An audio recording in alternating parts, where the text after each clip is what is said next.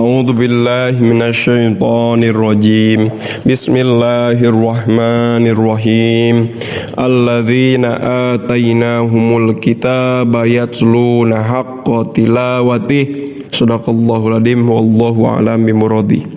Alladzina ari jalma-jalma ataina geus ngadatangkeun kami nu agung hum ka itu alladzina alkitaba kana alkitab.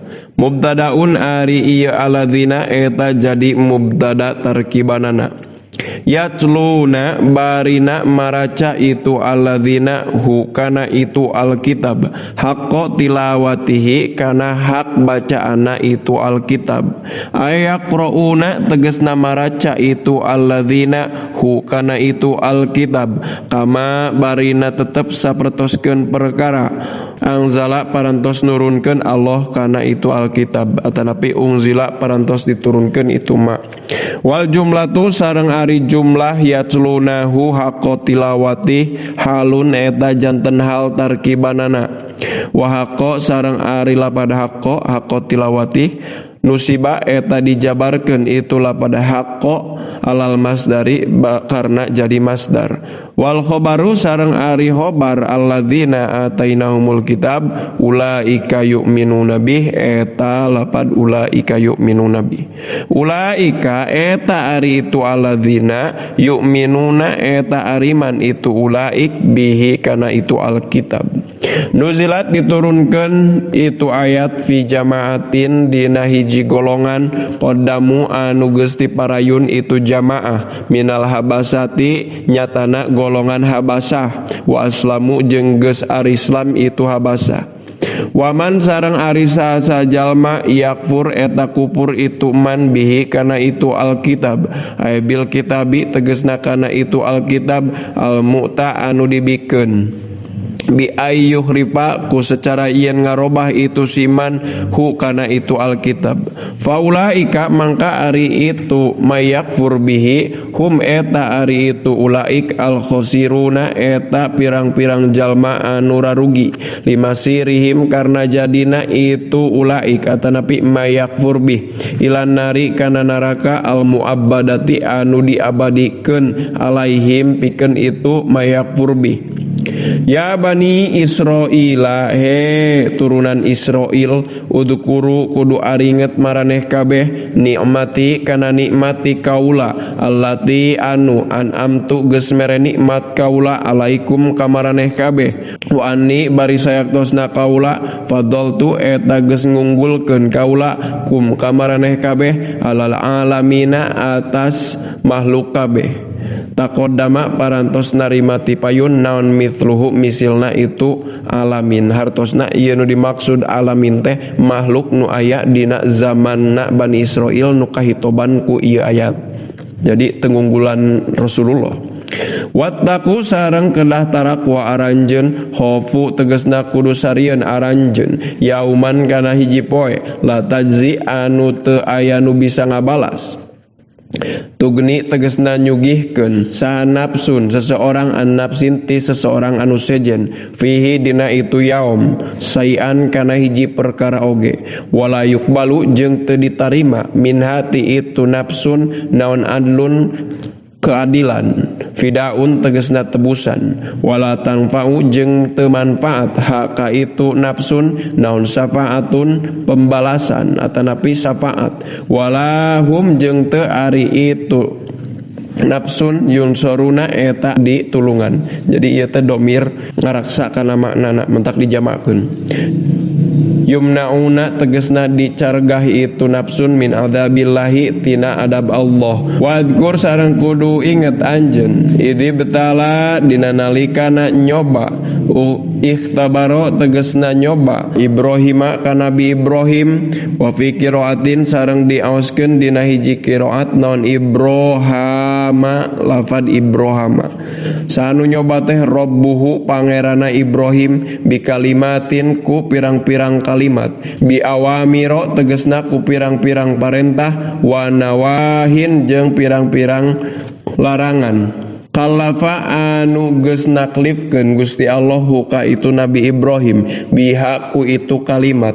Kila parantos dicarioskeun naon hiya ari itu kalimat manasikul haji eta pirang-pirang ibadah haji. Wakila sareng dicarioskeun al madmadatu ari itu kalimat eta kekemu wal istinsaku sareng nyingrep cai wasiwaku sareng ngosok gigi wa qasus saribi jeung ngarapihan kana kumis wa farqal roksi sareng nyisir kana rambut wa qalamul adfari sareng ngeuretan kana kuku wa natpul ibti sareng nyabutan kana bulu ketek wa khalqul anati jeung nyukuran kana bab wal khitanu jeung disepitan wal istinja'u sarang bebersih.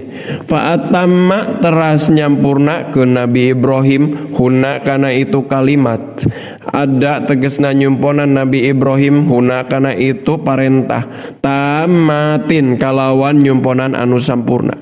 Qala maka ngadauh Allah Ta'ala mahalur Allah lauka Nabi Ibrahim inni ja'iluka linnasi imama kana dauhan anu neme. Ini sayaktosna kaula ja'iluka eta nu ngajadikeun ka anjeun linnasi pikeun manusia imaman kana jadi imam. Qudwatan tegesna figur fid dini dina masalah agama. Qala nyarios Nabi Ibrahim wa ming duriyati wa sareng mugi ngajantenkeun Gusti kana jadi imam dina agama ming duriyati ti keturunan abdi auladi tegesna putra putri abdi ij'al tegesna mugi ngajantenkeun Gusti a'immatan kana jadi pirang-pirang imam. Qala ngadauh Allah la yanalu ahdidz zalimina kana dauhan anu neme la yanalu moal ngaraih naon ahdi janji kaula bil imamati tentang imamah kepemimpinan al-dhalimina ka jalma-jalma anu darolim al-kafirina anu kalafir minhum tina itu dhalimin. Dalla nuduhkeun ieu ayat ala annahu kana sayaktosna kalakuan yanalu bakal ngaraih itu ahdi ghairad dhalimi ka salianti jalma anu dolim.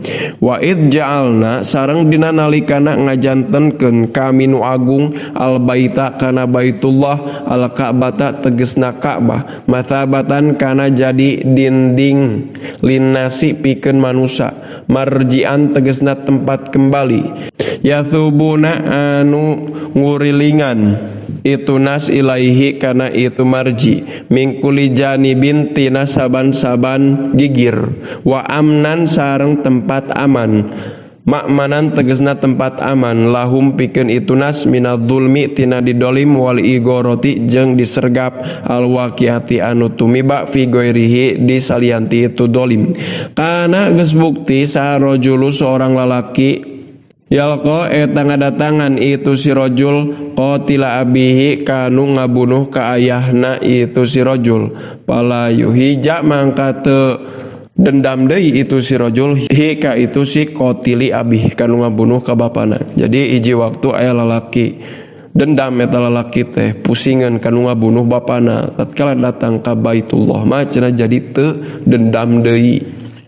Wattakhidu jeung kudu ngajaradikeun aranjeun ayuhan nasu he manusa mim maqami Ibrahim ti maqam Ibrahim wa aritu maqam Ibrahim al hajaru eta batu alladzi anu qoma ngadeg Nabi Ibrahim alaihi di atas itu hajar inda bina'il baiti dina nalikana ngabangun Baitullah musallan kana jadi tempat salat maka na solatin tegesna tempat pikeun salat bi antusolu ku secara yen sarolat aranjeun khalfahu ditukangeun itu makom raqatai tawafi kalawan 2 rakaat tawaf wa fi qiraatin sareng dibaca dina hiji qiraat bi fatil hoi kalawan dipatahkeun khona. Jadi dina hiji qiraat mah henteu dibaca wattakhidu tetapi dibaca watakhudu fil madi kan ari dina ieu mah dibaca ittakhidu berarti fi'il amar jumlah insaiyah da fi'il amar dina hiji qiraat mah dibaca wattakhadhu fi'il madi. Naon berarti ari kitu mah khobarun, ari itu ittakhadhu eta jadi jumlah khobariyah da fi'il madi.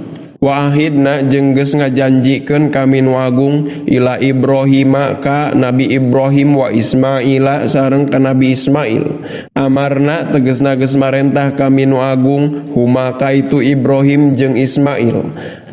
Antoharo kana yen nyucikeun itu Ibrahim jeung Ismail, aya bi antoharo tegasna ku secara yen nyucikeun itu Ibrahim jeung Ismail baiti kana rumah kaula nyatana Baitullah minal authani tina pirang-pirang patekong lito ifina bikeun jalma-jalma anu tarawaf wal akifina jeung jalma-jalma anu caricing al muqimina anu caricing fihi dina itu bait warrukai jeung pikeun jalma-jalma anu raruku as-sujudi anu sarujud.